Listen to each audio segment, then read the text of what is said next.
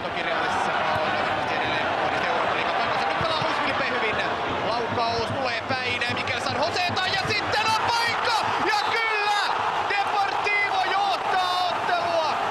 Gorka Iraisos ei pääse riittävän ajoissa tuohon ilmapalloon. Luis Filipe nurmen pinnassa, nyt taitaa olla sitten aika kohtalokas maali kyllä miehelle. Nyt näyttää aika pahalta tilanteelta. Mitäs siellä nyt oikein tapahtuikaan Filipeille? Siellä nimittäin saman tien kyllä Atletikinkin pelaajat näyttivät, että nyt huoltohenkilöstöä kentälle. Siitä lähtee Pablo Alvarezin laukaus. Sen jälkeen... Ai herranjestas. Ai. Älkää aivan. Nyt ihan oikein. Nyt pitääkin kuvata niin, että... Ai.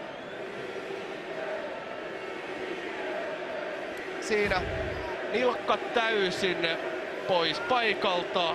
Hirvittävän näköinen. Järkyttävän näköinen kyllä.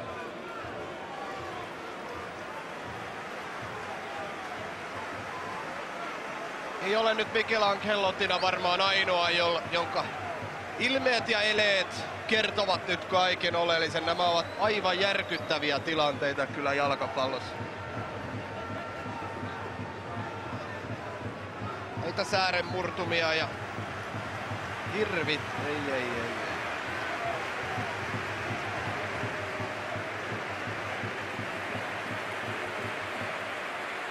Kuva Lotinasta kertoo nyt kyllä kaiken oleellisen. Nyt tapahtuu jotain kyllä sellaista, mitä ei toivoisi ikimaailmassa kenellekään. Siinä meni Luis Filipe tämä kausi. Se oli siinä. Hetkeäkään hän ei tule enää tällä kaudella pelaamaan. Augusto César Lendoiro tietää sen.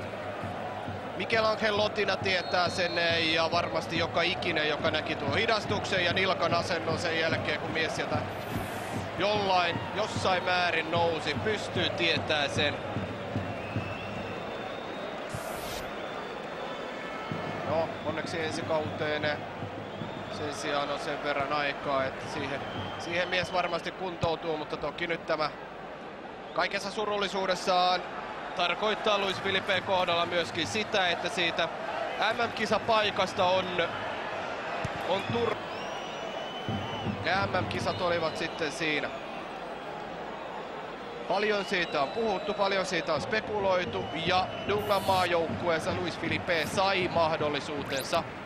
Debytoi ja tämän kauden mahtavat otteet ovat monien papereissa tarkoittaneet jopa sitä, että brassipakin pitäisi kuulua Dungan miehistöön kesän Etelä-Afrikan kisoissa. Ja nyt se unelma katkeaa sitten tuolla tavalla, niin kyllä pahaa tekee.